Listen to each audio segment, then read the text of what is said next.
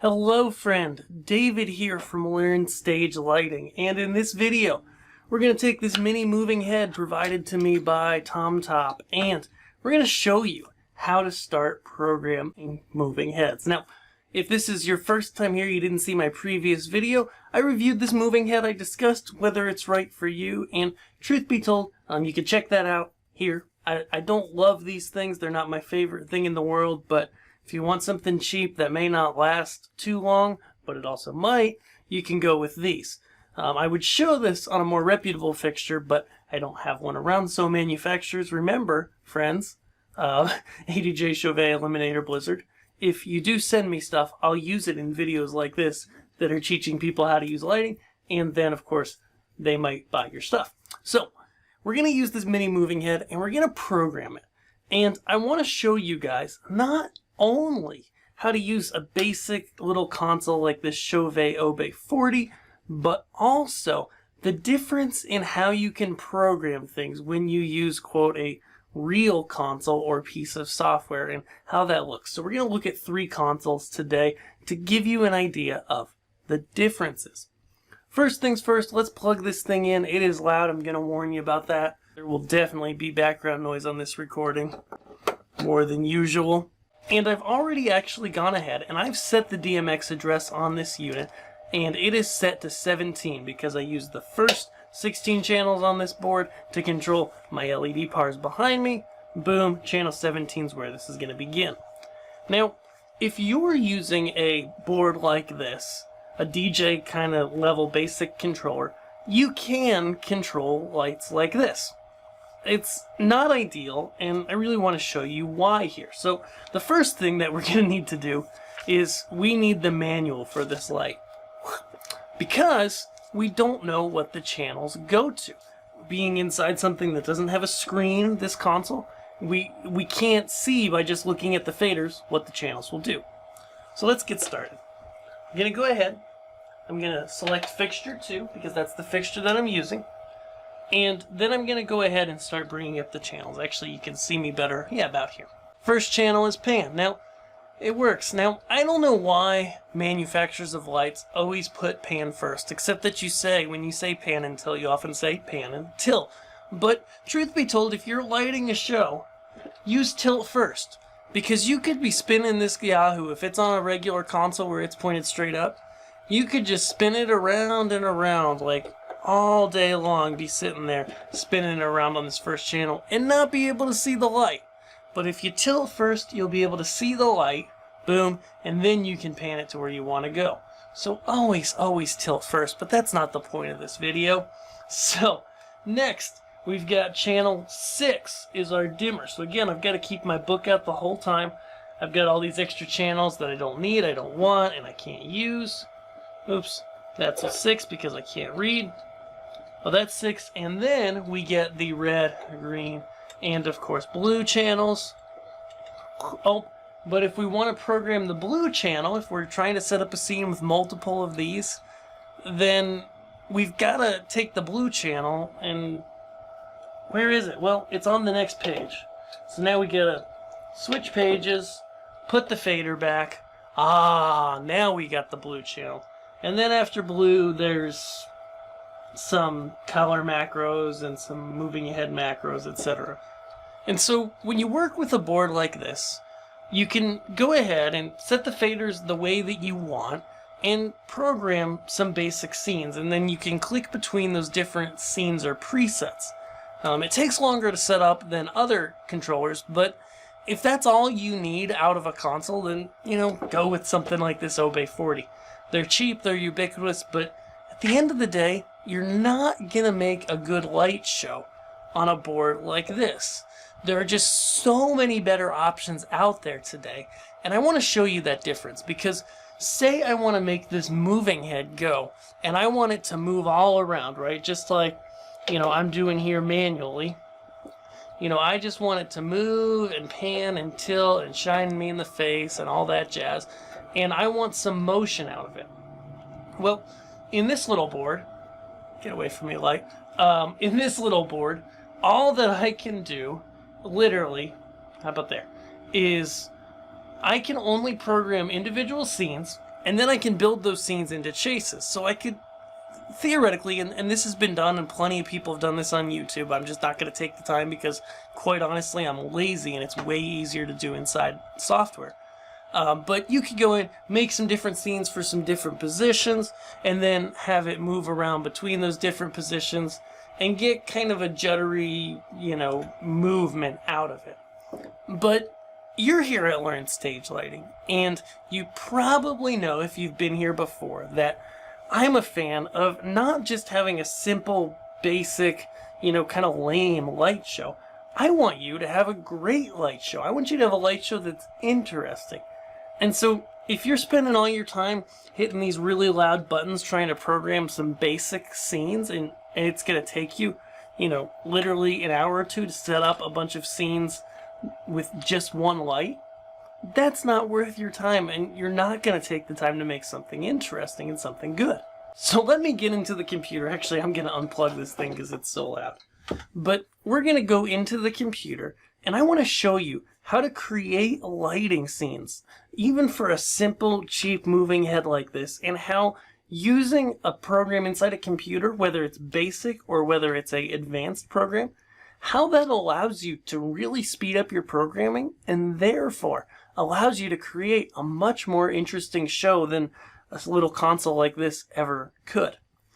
Let's dive in. So now we're here inside the computer, and I'm showing you NTEX DMX's software. It's one of my favorites. And the reason why is because if you're buying a bunch of lights, think about how much money you're going to spend. A few $1,000s probably, right? Do you want the fate of your show to be held in a $100 little Chauvet Obey 40, as I just showed you, that it just doesn't perform? It's just hard to program, and it can't do everything that a computer can do. Or would you rather have a computer on hand, load up a software like DMX's, which is like $300, and buy one less light but get 3 times the functionality out of the rest of the lights that you own? Well, as you guys probably know, if you've been around here before, I'm a fan of that. I'd rather have you buy 1 or 2 less lights in your rig, and instead of getting the cheapest console you can get something that's good, that's well thought out, and helps you to work. So here I've gone ahead, I've gone to the online fixture library for DMX's, and I've downloaded a profile for this unit. And actually, I just put it at DMX channel 1, but that's not where it is because it's actually at 17. And so I'm going to just get rid of any fixtures that are here and put this little guy right here. And so now I've got control. So I can go ahead, double check that everything works. Of course, I've got to turn my head sideways to see this, which is super fun. Not. That should be a good place for you guys. Then I'll bring up the dimmer. I'll set up my color.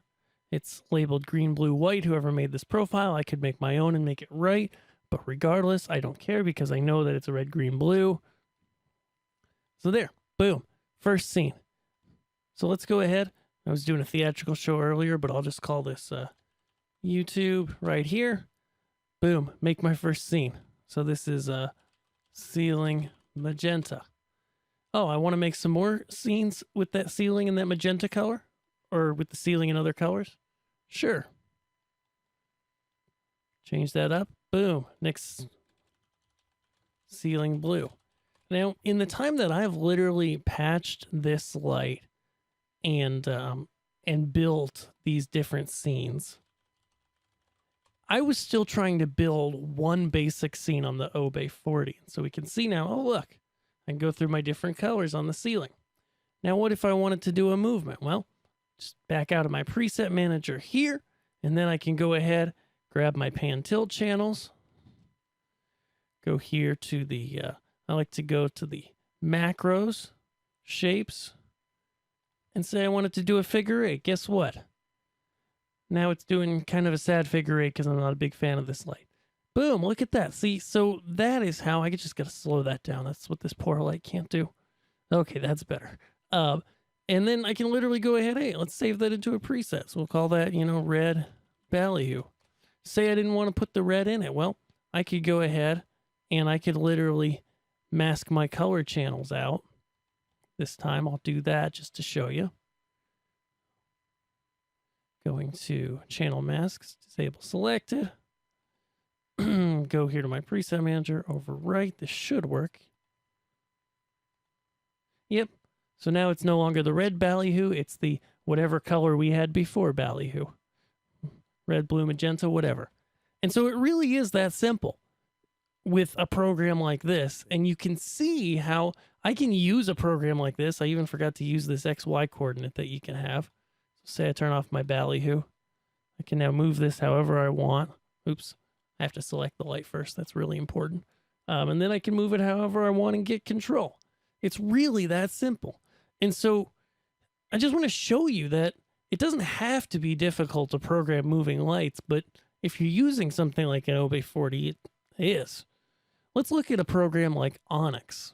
So how does Onix differ from a program like DMX's? Well, it's a little more complex, so when I'm dealing with a lot of lights or with complex lights, it's easier. But if I'm dealing with just simple lights, it is harder. But I'm used to it. So let's go ahead, and this is my platform of choice. We're going to create a new show. I just want to show you the whole process from starting. Then once the show loads, we're going to come on in, and we are going to patch in our new fixture. I'm not fast forwarding through this either, just to show you how quick it is. So click the Onix menu, go to patch, make a new fixture. We are going for, I'm going to search. I probably shouldn't search, actually. Let's just search for Lixada. Nope, I'm going to go here. Boom. See, it was in here the whole time. We're going to patch one of them. I just need to change the address because I've got this one sitting at 17. It would go to 1 otherwise. Now you saw my light comes up. We can find it here. Then we can bring it up in Onix. And here's going to be the difference with the professional grade console, okay? I can bring up the intensity to full. Now I've got light.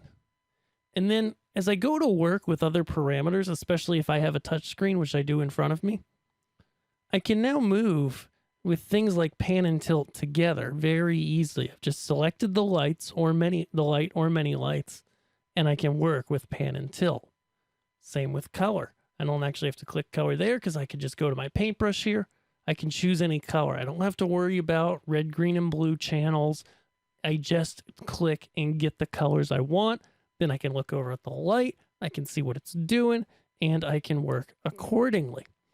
And so if this light had other things to it, like gobos, I would see all those here. I'd be able to adjust them very quickly. And so there you have it. I just programmed this mini moving head, and I showed you 3 programs you could do it in.